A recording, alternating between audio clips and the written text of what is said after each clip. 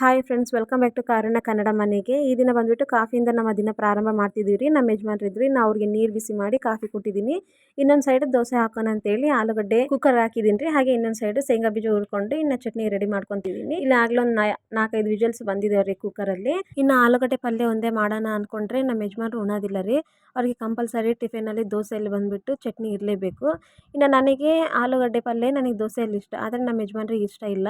ಅವರಿಗೆ ಆಲೂಗಡ್ಡೆ ಪಲ್ಯ ಇದ್ದರೆ ನಡೀತೈತೆ, ಇಲ್ಲಾಂದ್ರೂ ನಡೀತೈತೆ. ಇಂಥವೆಲ್ಲ ಎಳ್ಳೆಳ್ಳು ಮಾಡ್ಕೊಂಡು ಕುಂತ್ರೆ ಭಾಳ ಟೈಮ್ ಹಿಡಿತೈತೆ ರೀ. ಆದರೆ ಏನು ಮಾಡೋಕ್ಕಾಗೋದಿಲ್ಲ, ನಮ್ಮ ಯಜಮಾನ್ರ ಸಲುವಾಗಾದರೂ ಮಾಡಲೇಬೇಕಾಗುತ್ತಾ. ಇನ್ನು ಚಟ್ನಿಗೆಲ್ಲ ನಾನು ಮಿಕ್ಸಿಗೆ ರೆಡಿ ಮಾಡ್ಕೊತಿದ್ದೀನಿ ರೀ. ಚಟ್ನಿನೂ ರೆಡಿ ಆಗಿದೆ. ಇನ್ನು ಅದಕ್ಕೂ ಒಗ್ಗರಣೆ ಕೊಟ್ಕೊತಾ ಇದ್ದೀನಿ. ಇನ್ನೊಂದು ಸೈಡ್ ರೀ ಹಾಗೆ ಆಲೂಗಡ್ಡೆ ಮೇಲೆ ಸಿಪ್ಪೆ ಎಲ್ಲ ತಕ್ಕೊಂಡು ಇನ್ನು ಅದನ್ನು ಒಗ್ಗರಣೆ ಕೊಟ್ಕೊಂಡು ಇನ್ನು ಅದನ್ನು ರೆಡಿ ಮಾಡ್ಕೊತಿದ್ದೀನಿ. ಇನ್ನು ಕಡಾಯಿ ಬಂದುಬಿಟ್ರಿ ಎಣ್ಣೆ ಹಾಕಿ, ಎಣ್ಣೆ ಕಾದ್ಮೇಲೆ ಸಾಸಿವೆ ಜೀರಿಗೆ ಹಾಕಿ ಉಳ್ಳಾಗಡ್ಡೆ ಹಾಕಿದ್ದೀನಿ. ಹಾಗೆ ಟಮಾಟೆ ಹಣ್ಣು ಹಾಕಿ, ಬಟಾಣಿ ಸೀಸನ್ ರೀ, ಬಟಾಣಿನೂ ಹಾಕಿದ್ದೀನಿ. ಇನ್ನು ಒಣ ಬಟಾಣಿ ಸಿಗ್ತಾವ್ರಿ. ನಾವು ನೆನಿಟ್ಟು ಮಾಡ್ಬೇಕಂದ್ರೆ ಮರ್ತೋಗ್ಬಿಡ್ತೀನಿ ರಾತ್ರಿ ಹೊತ್ತು ನೆನಿಡೋದು.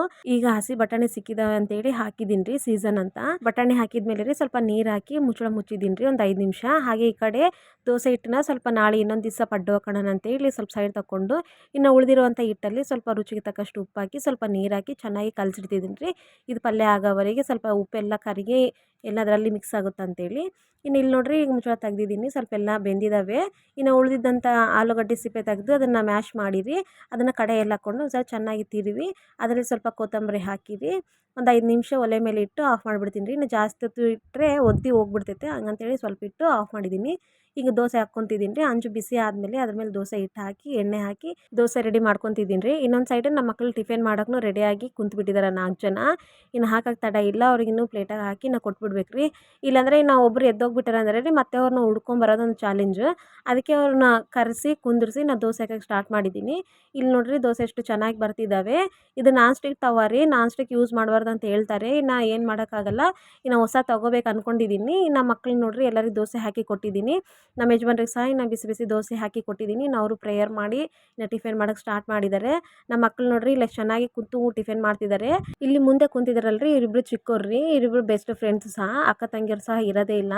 ಹಂಗೆ ಬಡ್ಕೊತಾರೆ, ಹಂಗೆ ಒಬ್ರಿಗೊಬ್ರು ಉಣಿಸ್ಕೊತಾರೆ ರೀ. ಮತ್ತು ಅವ್ರು ಇನ್ನೊಬ್ರನ್ನ ಇಷ್ಟಪಡಲ್ಲ ರೀ. ಅವರಿಬ್ಬರೇ ಇರಬೇಕು, ಅವರಿಬ್ಬರೇ ಆಡಬೇಕು, ಅವರಿಬ್ಬರೇ ಮಾತಾಡಬೇಕಂತ ಅವ್ರಿಗೆ ಇಷ್ಟ ರೀ.